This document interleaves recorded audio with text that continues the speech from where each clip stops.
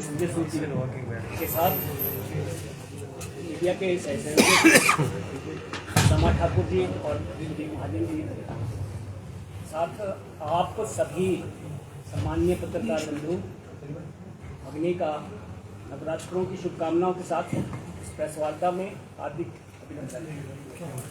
मैं सीधा निवेदन करूंगा आदरणीय गोपाल जी से कि आज का विषय आपके समक्ष। नमस्कार पत्रकार बंधु, यहाँ पर आज शिमला में हिमाचल प्रदेश की इस महत्वपूर्ण पत्रकार वार्ता में आप सब आए, आपका अभिनंदन। मेरे साथ प्रदेश के महासचिव संजीव जी, मीडिया प्रभारी कर्ण जी और जीएसटी के सह संयोजक सूद साहब और हमारे सह मीडिया प्रभारी तीनों साथियों, आज बड़ा शुभ दिन है। नवरात्रि का पहला दिन तो है ही, साथ में कल प्रधानमंत्री जी ने जो अपने संदेश में राष्ट्र के नाम कहा था कि यह जीएसटी बचत उत्सव के रूप में आज हम ये मना रहे हैं। हमें सब बहुत खुशी है कि यह जो प्रधानमंत्री जी का आह्वान है, नागरिक देवो भव, यह आम जनता के लिए कैसे सरकारी योजनाओं का लाभ पहुंचे, आम जनता का कैसे उत्थान हो, उनको सरकारी योजनाओं के साथ कैसे जोड़ा जाए और उनकी रोजमर्रा की आवश्यकताओं में किस तरह से सरलता भी लाई जाए और उनकी बचत भी की जाए, इसके रूप में यह जीएसटी आज हम सबके बीच में नवरात्रि के पहले दिन लागू किया गया है। इसी विषय पे, महत्वपूर्ण विषय पे मैं कुछ बातें आपके सामने रखूंगा। देखिए, लाल किले से प्रधानमंत्री जी ने 15 अगस्त को संबोधित करते हुए यह वादा किया था कि मैं देश को दिवाली के वक्त, उससे पहले एक बहुत बड़ा दिवाली गिफ्ट देना चाहता हूं, दूंगा, और उस वादे को आज पूरा कर लिया गया है। और जब आदरणीय वित्त मंत्री जी ने इस नेक्स्ट जेन जीएसटी रिफॉर्म को लाए थे तो उन्होंने एक वाक्य कहा था कि सवेरे जगने से लेके शाम को सोते वक्त तक हर वस्तु इस नए जीएसटी रिफॉर्म के माध्यम से उसके दाम कम कर दिए गए। केवल दाम ही कम नहीं किए गए, छोटी छोटी चीजें रोजमर्रा की, ब्रेड है, दूध है, मक्खन है, और खाने पीने की साबुन, तेल, कंघा, कंस्ट्रक्शन इंडस्ट्री के लिए सामान, इक्विपमेंट, कृषि क्षेत्र के लिए कृषि के उपकरण, सारे एक्रॉस सारे आइटम जो सामान है उस पर जीएसटी कम किया गया है। 2017 में जब जीएसटी लाया गया था तब कांग्रेस और यूपीए उसके पहले कहते थे, उन्होंने भी कई बार प्रयास किया था कि हम जीएसटी लेके आए, लेकिन क्योंकि जीएसटी जो है प्रदेश और केंद्र दोनों का समानता से, जो दोनों को मिला के ही जीएसटी जो इनडायरेक्ट टैक्स है वो इम्प्लीमेंट किया हो सकता है। उसके पहले जब यूपीए सरकार के लोगों ने प्रयास किया तो प्रदेश सरकार उसके साथ सम्मिलित नहीं हुई, उन्होंने उसको स्वीकार नहीं किया। उसका कारण ये था कि प्रदेशों को लगता था कि हमारा जीएसटी के अंतर्गत नई कर प्रणाली में, जो पहले प्रदेश 13 से ज्यादा इनडायरेक्ट टैक्स के रूप में प्रदेश टैक्स लेते थे और केंद्र लगभग 3-4 प्रकार के इनडायरेक्ट टैक्स लेता था, 16-17 टैक्स को मिला के जब एक टैक्स कर के रूप में एक देश एक टैक्स की प्रणाली लागू होगी तो प्रदेशों को नुकसान होगा। केंद्र सरकार बार बार उनको आश्वासन दे रही थी कि हम जीएसटी का नुकसान नहीं होने देंगे प्रदेशों को, लेकिन प्रदेशों को उनके आश्वासन पे विश्वास नहीं था केंद्र सरकार के, यूपीए के समय। जब 2014 में प्रधानमंत्री मोदी जी ने सत्ता में आए प्रधानमंत्री के रूप में, तो 2016 में यह आश्वासन दिया गया प्रदेशों को कि आपका जो वर्तमान में टैक्स है उसको हर साल 14% के माध्यम से इंक्रीमेंटेड टैक्स के रूप में केंद्र सरकार, अगर जीएसटी के अंदर कोई टैक्स कम होता है तो उसको प्रदेश सरकार को, केंद्र सरकार उसको वापस उतना बढ़ा हुआ टैक्स देगी। तो यह बड़ा महत्वपूर्ण विषय था। एक तो केंद्र की क्षमताओं पे प्रदेशों को विश्वास नहीं था, लेकिन मोदी जी के नेतृत्व में यह बड़ा रिफॉर्म लेके जीएसटी आए और जब 1 जुलाई 2017 को यह टैक्स आया था तो उसको संसद में प्रधानमंत्री जी ने कहा था कि यह आर्थिक आजादी का दिन है। और आज 56 अमेंडमेंट हुए 2017 से लेके 2025 तक 56 बार इसका सरलीकरण, इस प्रक्रिया को टैक्स जो तकनीकी रूप से बहुत मजबूत तरीके से उसका स्थापित किया जाए उसको सरकार ने किया है। और आज ये नेक्स्ट जेन रिफॉर्म्स के अंतर्गत एक आम जनता के लिए रेट तो कम हुए और केवल मात्र उन 16 के जो सेंटर और स्टेट के टैक्स थे उनको मिला के एक कर किया था, लेकिन उसमें 4 स्लैब्स थे, उसको मिला के अब 2 स्लैब्स में कर दिया गया। और सबसे महत्वपूर्ण बात है कि जो पहले था 5, 12, 18 और 28% के स्लैब थे और हर व्यक्ति इन टैक्स को देता है।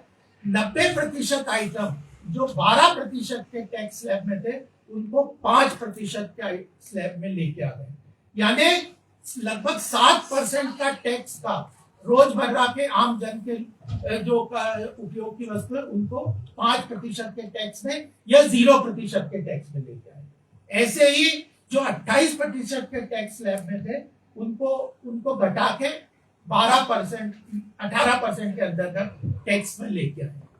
दूसरा, केवल ये आम जनता का ही लाभ नहीं है बल्कि देश आर्थिक रूप से संपन्नता की तरफ बढ़ रहा है, आर्थिक रूप से वैश्विक स्तर पर एक इकोनॉमिक पावर के रूप में बढ़ रहा है। तो इसके लिए व्यापारी वर्ग, छोटे लघु उद्योग, इंडस्ट्रियलिस्ट, कृषि क्षेत्र के लोग के काम करने वाले, इन सब के लिए भी सरलीकरण की प्रक्रिया भी इसमें किया गया है। मात्र 3 दिन में जीएसटी के अंदर कोई नया व्यापारी हो उसको 3 दिन में उसका रजिस्ट्रेशन कर दिया जाएगा। पहले महीनों 6 महीने, साल लगते थे, इधर उधर धक्का खाते थे इनडायरेक्ट टैक्स में, कई डिपार्टमेंट में जाना पड़ता था। अब 3 दिन में उसका जीएसटी के अंदर रजिस्ट्रेशन कर दिया जाएगा। पीछे व्यापारियों को इसमें था कि इनपुट टैक्स क्रेडिट जो रिफंड होता है, क्योंकि जीएसटी में टैक्स कम हो गया है तो रिफंड बहुत मिलता है व्यापारियों को। उनको मूल्यों का कम करने के कारण उनको जो रिफंड मिलता है सरकार से उसको बहुत समय लग जाता था। अब नेक्स्ट जेन रिफॉर्म्स में 90% रिफंड तुरंत दे दिया जाएगा। केवल 10% को रहेगा जो रिकंसाइल करने के लिए समय लगता है, कुछ रिटर्न में दिक्कत हो जाती है, तो 90% रिफंड तुरंत मिल जाएगा। 3 दिन में उसका रजिस्ट्रेशन हो जाएगा। और कई बार जैसे हम कई बार देखते हैं कि जैसे ये माइक है, इसका तार कहीं बन रहा है, इसका बैटरी कहीं बन रही है, ऐसे जब जो टैक्स स्ट्रक्चर के अंदर जो आइटम्स अलग अलग आते हैं उन पे क्लासिफिकेशन की समस्या होती है, जिसके कारण उनको हैरासमेंट होता था। किसी आइटम पे 12% है, किसी पे 5 है, किसी पे 0 है, किसी पे 18 है, तो उन आइटम्स की क्लासिफिकेशन को भी यहाँ पे सरलीकरण किया। तो सरलीकरण किया है, 2 ही स्लैब के अंदर टैक्स कर दिया गया है। आम जनता को मैक्सिमम तरीके से 5, आम जनता की रोजमर्रा की आवश्यकताओं को 5 और 0% के टैक्स स्लैब में कर दिया गया है। और जो ज्यादा लग्जरी आइटम्स थे, ज्यादातर जो बड़े बड़े आइटम्स थे उनको भी 28 से घटा के 18%। तो ये पूरी व्यवस्था है, नई व्यवस्था है, आम जन के हित के लिए व्यवस्था है, आम जन व्यापार को आगे बढ़ाने के लिए। प्रधानमंत्री जी ने कल तो बहुत कहा कि एमएसएमई, लघु उद्योग, छोटे व्यापारी, छोटे इंडस्ट्री, इनके लिए एक बहुत बड़ा एक इकोसिस्टम तैयार किया जा रहा है इसके अंतर्गत, ताकि वो आसानी से, सुलभता से, सरलता से अपना व्यापार करे। प्रोसेस को रिफॉर्म भी किया जाए। और एक जब आर्थिक तेजी से देश आगे बढ़ता है तो ग्लोबल लेवल पे उससे बहुत, वर्ल्ड में अगर ग्लोबल लीडरशिप उसको आर्थिक रूप से भारत को अचीव करना है, विकसित भारत को के लक्ष्य को अचीव करना है, तो उसको आर्थिक रूप से कई रिफॉर्म्स करने हैं। और उसमें एक महत्वपूर्ण रिफॉर्म हमारे सामने यह आता है। तो मुझे लगता था कि यह एक बात आपके सामने मैं रखूं, विकसित भारत के लक्ष्य को पूरा करने के लिए एक महत्वपूर्ण योगदान इस जीएसटी के माध्यम से होगा। आम जन के लिए सवेरे से लेकर रात तक की उसकी व्यवस्था, उसकी आवश्यकताओं को पूर्ति करने का यह काम होगा। और जब आज मैं यहाँ पे हिमाचल में, शिमला में हूँ, तो मुझे कुछ बात आपको थोड़ी यहाँ की बजट के और जीएसटी के माध्यम से भी बताना आवश्यक लगता है, क्योंकि ये आपके मन में बहुत सारे प्रश्न होंगे। कई बार प्रश्न उठा था कि यह जो स्टेट को कंपेंसेशन मिलेगा, अगर नई प्रणाली में उनका जो पहले टैक्स था 13 से ऊपर जो टैक्स लेते थे, 13 कैटेगरीज में टैक्स लेते थे, तो जीएसटी में वन टैक्स वन नेशन के माध्यम से जो टैक्स होगा तो उन स्टेट्स को नुकसान कुछ स्टेट्स को होगा। लेकिन जीएसटी की प्रणाली में जो कंज्यूमर स्टेट्स है, जहां पे इंडस्ट्री ज्यादा नहीं है, जहां पे उपभोक्ता ज्यादा है, उन लोगों को जीएसटी की नई प्रणाली में फायदा होगा। तो हिमाचल एक ऐसा प्रदेश है जहां पे इंडस्ट्री कम है, सर्विसेज और जो उपभोक्ता की जो अर्थव्यवस्था है वो ज्यादा है, तो उपभोक्ताओं को यहाँ पे इसको जीएसटी में ज्यादा फायदा होगा। दूसरी बात है कि ये बिल्कुल गलत विषय है कि जीएसटी अगर कम होता है तो उनको नई प्रणाली में उनको नुकसान होगा। जब केंद्र सरकार ने पहले 5 साल के लिए कहा था कि कंपेंसेट करेंगे और हर साल केवल उनका जो 2016 तक जो टैक्स कलेक्शन था इनडायरेक्ट टैक्स में, उसका हर साल उतना ही कंपेंसेट नहीं करेंगे, उसको 14% की ग्रोथ से, यानी अगर उस वक्त 3,3500 करोड़ का यहाँ पे टैक्स का मैंने डाटा निकाला है, 2019 में जो स्टेट को जो टैक्स मिलता था वो 3550 करोड़ का था, और वो उसको बढ़ते हुए आज 5,339 करोड़ रुपए का हो गया। तो 14% की ग्रोथ से केंद्र सरकार उसको पूरी तरह से देगा। और जब टैक्स कलेक्ट होता है, कोई व्यक्ति अगर टैक्स देता है तो 3 कैटेगरी में ऑटोमेटिक बिल आप देखते होंगे, उसमें बाइफरकेट हो जाता है, स्टेट जीएसटी, सेंटर जीएसटी और जो है इंटरमीडिएट जीएसटी। सीधे आप जो स्टेट का हिस्सा है 50% जो टैक्स है कोई भी व्यक्ति देता है, सीधा 50% स्टेट के खाते में चला जाता है, 50% केंद्र के खाते में चला जाता है, और उसके बाद जो बचता है सेंटर में वो आईजीएसटी जो है, इंटर स्टेट जो टैक्स है, वो केंद्र के पास जब जाता है तो उसमें से भी 42% केंद्र फिर स्टेट्स को ट्रांसफर कर देता है। तो इसको केवल ये जो ट्रांसफर की फिगर है, केवल सीजीएसटी एसजीएसटी के अलावा भी केंद्र के पास जो हिस्सा जाता है उसमें से भी 42% डिवॉल्व होके प्रदेशों को दिया जाता है। और इसके अलावा जो स्टेट सेंटर स्पॉन्सर्ड स्कीम्स है, सरकार की बहुत सारी योजनाएं चलती है, जन कल्याणकारी योजनाएं चलती है, जैसे आयुष्मान भारत चल रहा है, प्रधानमंत्री आवास योजना चल रहा है, उज्ज्वला योजना चल रही है, उसके इस तरह की बहुत सारी हर घर जल योजना चल रही है। इसके ऊपर ये केंद्र की शासित जो योजना है जन कल्याणकारी, उसका पैसा केंद्र सरकार सीधे प्रदेशों को देता है। तो 2023-24 की फिगर्स में आपको दे देता हूं। जो स्टेट का शेयर है जीएसटी के अंतर्गत वह तो 9,375 करोड़ है, यानी जो आईजीएसटी का हिस्सा और स्टेट का मिला के जो प्रदेश को मिलता है 9,375 करोड़ पिछले साल मिला है, और यह उससे पिछले साल से 18.91% बढ़ के मिला, यानी 14% का प्रॉमिस किया था, लेकिन पिछले साल से यह कलेक्शन इतना ज्यादा हुआ है। सरकार का जो केंद्र सरकार का जो ग्रांट है अलग अलग स्कीम्स मैंने बताई है, उससे लगभग 15,000 करोड़ केंद्र सरकार अलग से देता है।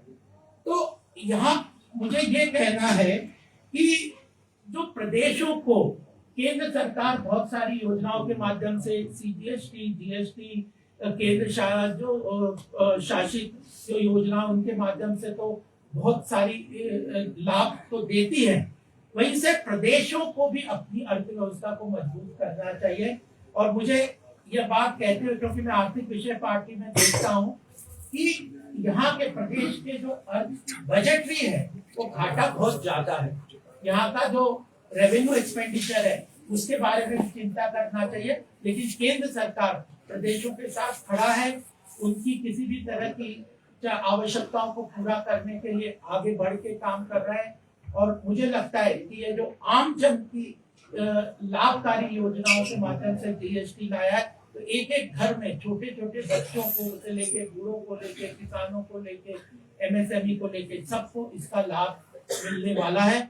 और आपके माध्यम से यह संदेश अगर आम जन तक जाए और उनको आपको पूरी लिस्ट भी यहाँ पे दे दी जाएगी कि किस आइटम में किस तरह से टैक्स कम किया गया, तो यह विषय अगर आपके माध्यम से आज जाता है और ये आर्थिक आजादी का जो पर्व के रूप में 2017 में प्रधानमंत्री मोदी जी के नेतृत्व में जीएसटी के रूप में लागू किया गया था, तो वह उसका एक बड़ा बदलाव नेक्स्ट जेन रिफॉर्म्स के रूप में हम सबके सामने आया है और यह बहुत लाभकारी भी रहेगा अर्थव्यवस्था के लिए, आम जनता के लिए। और यह बजट जीएसटी बजट उत्सव के रूप में हम इसको आगे लेके जाएंगे, यही आप सब लोगों से हमारा आग्रह भी था और आपके माध्यम से जनता को बताने का, यहाँ की जनता को बताने का यह उपलक्ष्य भी था।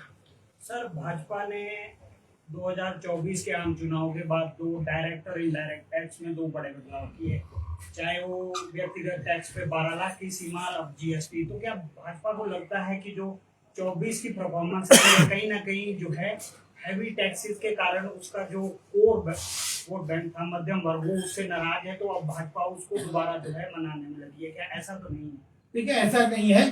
2014 से हम आए हैं, 2014 से कंटिन्यूअसली डायरेक्ट टैक्स को कम करते आए हैं और ये आप 2024 में जीएसटी को कम नहीं किया। जब इसके पहले 2016-17 लागू होने से पहले इनडायरेक्ट टैक्स लगभग 28 से 30% था, हम सब लोग देते थे। कई लोगों को ये लगता है कि जो टैक्स है वो केवल कुछ ही लोग देते हैं, जीएसटी सभी लोग देते हैं इनडायरेक्ट टैक्स, और उसका एवरेज जो बर्डन पड़ता था आम जनता पे वो 28 से 30% था। और जब 2017 में ये जीएसटी लागू किया गया तब एवरेज इसको ये था टैक्स न्यूट्रल में 15.5% का टैक्स। और ये 2020 में वर्ल्ड बैंक की एक रिपोर्ट आई थी, जीएसटी के अंतर्गत 11.6% का एवरेज टैक्स आम जनता को पड़ रहा है। और अब ये तो मैं 2020 की बात बता रहा हूँ, अब तो वो और भी कम हो जाएगा। तो ये 24 से इसका रिलेशन नहीं है। एक तो जीएसटी हम 2017 से इनडायरेक्ट टैक्स को कम करते आ रहे हैं, उनके स्लैब भी कम करते जा रहे हैं, उसको रैशनलाइज भी कर रहे हैं और उसको सरल भी कर रहे हैं। तो इनडायरेक्ट टैक्स को 28 से लेके आज हम 5, 0 और 18% के टैक्स स्लैब में लेके आए हैं। तो एक तो ये बात है। और डायरेक्ट टैक्स की भी बात ये है कि जो 12 लाख का प्रधानमंत्री जी ने कल अपने भाषण में भी कहा, उसके पहले पिछले साल वो 9 लाख का था, उसके पहले 7.5 लाख था। जब हम 2014 में आए थे, जो टैक्स एग्जम्पशन की 0 नील टैक्स की स्लैब थी वो 2.5 लाख रुपए साल की, 2.5 लाख से बढ़ाते हुए 12 लाख लाए। तो ये कंटिन्यूअसली है, ये ऐसा नहीं है कि 24 के बाद किया। और साथ में हमारी अर्थव्यवस्था भी तेजी से गति से बढ़ रही है। आज विश्व की सबसे तेज गति से बढ़ती हुई अर्थव्यवस्था हो रही है। एम्प्लॉयमेंट जनरेशन है, इंडस्ट्री को एमएसएमई को सहायता किया जा रहा है, मैन्युफैक्चरिंग को सहायता किया जा रहा है, इंफ्रास्ट्रक्चर को डेवलप किया जा रहा है। जन कल्याणकारी योजनाओं के अंतर्गत ही 44 लाख करोड़ का सरकार ने डायरेक्ट बेनिफिट ट्रांसफर के रूप में दिया है। तो और 25 करोड़ लोगों को इस 4 साल में गरीबी की रेखा से ऊपर निकालने में हम सफल हुए हैं। और ये वर्ल्ड बैंक ने भी इसको विश्व की सबसे सफलतम योजना के रूप में माना है कि गरीबी रेखा से 25 करोड़ लोगों को 4 साल में निकालने में हम लोग सफल हुए। अग्रवाल जी, आपने कहा सब बना रहे हैं आप, तो जब अगर स्टेट गवर्नमेंट को समय पर ये इसके रिटर्न नहीं मिलेंगे तो वो अपने वैट और सेस के लिए क्या रखें, तो उससे राहत मिल जाएगी आम आदमी को? मैं तो आपको डेटा दिया, देखो मैंने आपको पूरा डेटा है 2023-24 में हमने जो स्टेट का शेयर जो यूनियन टैक्स का जीएसटी के अंदर 9,375 करोड़ का है। पूरा यहाँ का बजट जो पूरा हिमाचल का है वो लगभग 50,000 करोड़ का है 23-24 में। उसमें से 9,375 करोड़ तो जीएसटी का शेयर हिमाचल को दिया है, वो 19% पिछले साल से यानी 22-23 से बढ़ा के दिया गया है। उसके अलावा केंद्र ने जो अलग अलग स्कीम में 15,000 करोड़ का एक साल में दिया है, तो 24,317 करोड़ तो एक साल में दिया है। और जो टोटल बजट का मतलब लगभग 50% तो केंद्र से आ रहा है। और यह पूरी फिगर है आपके सामने जो मैंने आपको दिया। तो केंद्र सरकार पूरी तरह से, और यह भी प्रॉमिस किया है कि 2026 तक मतलब ये जो अप्रैल के पहले, मार्च के पहले अगर कोई चीज का बकाया है, कोई 1000-1500 करोड़ का किसी तरह का हर साल का नया कलेक्शन आता है, तो रिकंसिलिएशन में थोड़ा बहुत कमी रह जाती है, तो वो भी बकाया अगर है तो पूरा करती है। राज्य सरकार आरोप क्यों लगाती है? राज्य सरकार तो उनको अपने फाइनेंसेस आज वो सैलरी तक देने को उनके पास पैसा नहीं है, तो ये तो उनके अपने फाइनेंसेस की प्रॉब्लम है ना। और हम तो डेटा दे रहे हैं, अगर उनका डेटा हो तो बताएं कि कौन सा बाकी रह गया और वो पूरा कर देना।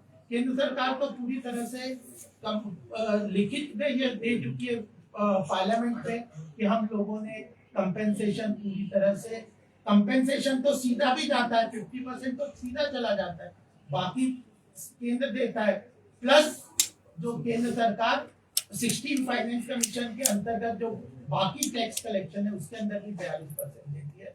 3 लेवल पे केंद्र सरकार प्रदेशों को देती है। जीएसटी का सीधा कलेक्शन, केंद्र का जो डिवोल्यूशन का जो 42% केंद्र के टैक्स आते हैं उसका 42% प्रदेशों को जाता है 16 फाइनेंस कमीशन के अनुसार, प्लस सरकार की, केंद्र सरकार की जो डायरेक्ट बेनिफिट स्कीम्स है उसके अंतर्गत भी सरकार, केंद्र सरकार प्रदेशों को। अग्रवाल जी, आपके हमारे हिमाचल प्रदेश की नेबरिंग स्टेट है हरियाणा, वहाँ के मुख्यमंत्री ने पत्र लिखा है प्रधानमंत्री की जो जीएसटी से लॉस होगा आपको बताना है, उसकी भरपाई केंद्र सरकार करे। हम तो लॉस में जा रहे हैं, आपने जीएसटी के बारे में नहीं है तो मैं तो आपको डेटा बताया। नहीं, आप उसको कैसे देखते हैं? उन्होंने वो लेटर नहीं, मुझे वो पर्टिकुलर लॉस, लेकिन जब प्रदेश सरकार की डेटा हम दे रहे हैं, प्रदेश सरकार का 14% के इंक्रीमेंट से हर साल केंद्र सरकार उसका जो 2016 में एक फिक्स्ड उनका जो इनडायरेक्ट टैक्स का कलेक्शन का फिगर था उसको हर साल 14% की बढ़ोतरी के साथ अगर उनका कलेक्शन में कम होता है तो जो कंपेंसेशन, और क्या है, मान लो उनका उस समय 3000 करोड़ का टैक्स आता था और वह अगले साल उसको मिला 2500 करोड़, तो 500 करोड़ का कंपेंसेशन केंद्र सरकार अभी जो कंपनसेशन है वो 2022 में खत्म हो चुका है। स्टेट गवर्नमेंट की असेसमेंट है कि हमको 1000 करोड़ का नुकसान होगा और आपकी जो सेंट्रल गवर्नमेंट ने लागू नहीं, फिगर आपके यहाँ पे 1000 करोड़ रेवेन्यू कम होगा। तो इज देयर एनी प्रपोजल की स्टेट्स को जो नुकसान होगा BJP will recommend to state government to recover the amount for state, but the figure is increasing ना। अगर जीएसटी तो अलग चीज है सर, स्टेट बोल रही है कि कंपनसेशन तो स्टेट क्या बोल रही है तो उनसे पूछा पड़ेगा। नहीं, मैं आपको क्या कह रहा हूँ, अगर जीएसटी का कलेक्शन बढ़ता जा रहा है, क्यों बढ़ता जा रहा है? एक समय था 60,000 करोड़ का मंथली कलेक्शन होता था, आज 2 लाख करोड़ का हो रहा है, क्योंकि इकोनॉमी एक्सपेंड हो रही है, रेट कम कर रहे हैं। और उसके साथ प्रधानमंत्री जी ने कल भी बताया कि 2.5 लाख करोड़ का जो जीएसटी और 12 लाख का जो इनकम, डायरेक्ट इनकम टैक्स में जो कमी, जो 12 लाख तक की छूट दी है, तो आम जनता के पॉकेट पे 2.5 लाख करोड़ पहुंचेगा, तो वो तो सभी को फायदा होगा ना। अग्रवाल जी, पहले जीएसटी लगाने का उत्सव मनाया, अब उसको घटाकर बचत का उत्सव मना लिया, तो ये तो ऐसे हो गए जैसे एक अफीम चटा दी कि बस। नहीं, कंटिन्यूअसली मैंने तो आपको डेटा बताया है कि 2016 में जो जीएसटी लागू होने के पहले इनडायरेक्ट टैक्स 28 से 30% था, अब वो बढ़ के 5 और 0% और मैक्सिमम 18%। पहले बढ़ाने की क्या जरूरत थी? कहाँ बढ़ाया, कब बढ़ाया, आपने दही पे, कहाँ बढ़ाया, पनीर पे कम किया है। अब किया है कम। नहीं 2016 से कम करते जा रहे हैं। पेंसिल में भी बढ़ा दिया, पेंसिल में जीएसटी लगा दी। बढ़ाया कभी भी नहीं है, 28 बढ़ाया नहीं था, लगाया था। बढ़ाया, कम किया है, कंटिन्यूस कम करें।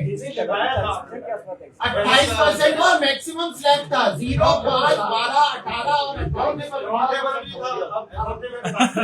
नहीं सबको घटाया। कल ही परसों पूर्व मुख्यमंत्री यहाँ बोल के गए कि परोठे खाने वालों को भी आपको डेटा दे देंगे। 28% मैक्सिमम स्लैब था, उसको घटा के 18 किया, उसके पहले तो सर ऑपोजिशन आप